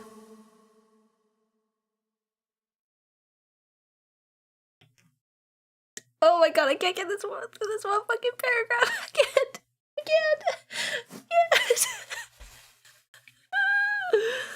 Oh my god.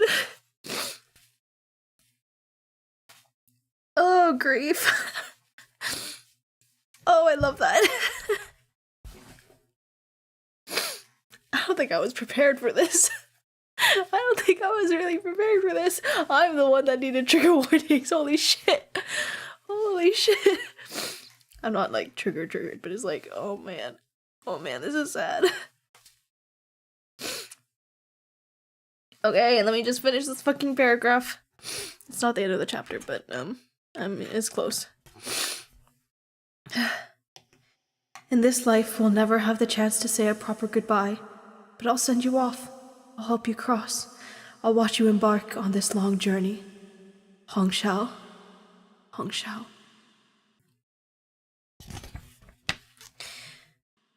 Will you forgive me like this? Forgive my deficiency and weakness? Did you ever forgive me? Could you ever forgive me? The skies were empty, the sun a blood-red sickle on the edge of the world. Twilight deepened as the sea swallowed that final scrap of light. Darkness engulfed the solitary island, and night rushed to cover the sea amid his tortured sobs. Moji didn't move, nor did he look at Li Qingchan's face. He had spent half his life on military duty in places ravaged by poverty, and he had seen that kind of broken, ruined visage countless times. He had no wish to witness such a sight again now. Not long after, Li Qingchan traveled back to the Lao kingdom. He sought an explanation from the Guoshi. What kind of priestesses are used to fill the soil of mountains and placate the gods? Those are called sacrifices. Sacrifices! Li Qingchan had already cultivated his water-parting sword to its peak. With a chest brimming with hatred and a belly full of vengeance, the Lao Kingdom's guards were no match for him. He swiftly flew across roof tiles and peaks to land before a Goshi hall. With three blows, he slaughtered the guards, then kicked in the door.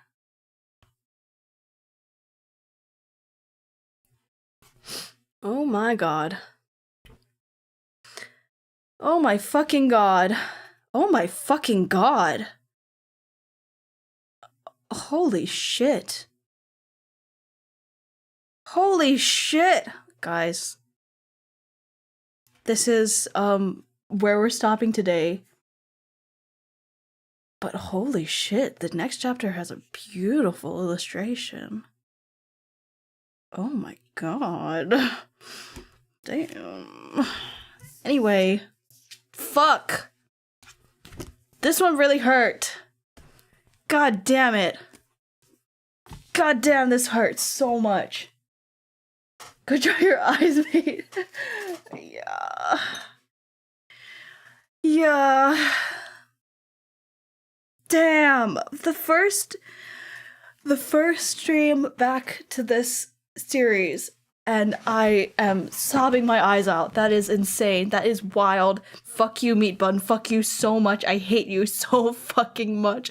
I'm putting this book down. Fuck you. This is a fuck you, Meat Bun. An official statement. Aries hates Meat Bun.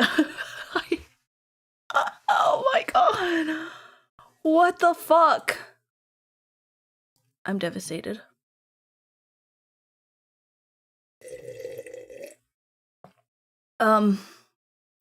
Catlick is playing League right now. What the fuck are you doing in my chat then?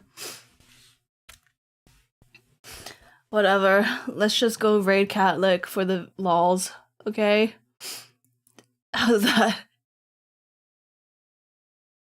Oh, weird. What the fuck? Hello? Was that on this entire time? That's weird. I hope that wasn't picking up. Anyway, yeah, my ad is gonna run in 1 minute. Love to hate, you love to hate it. Real. Thanks for joining me today. I hope you're okay. Take care of yourself, and I'll see you later.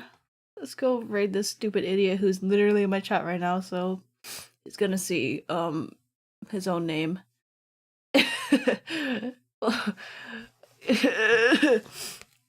Alright. Shit, if the ad comes in while we're starting the raid, then I don't know. I don't know. I'll see you later. Okay, right now. Bye.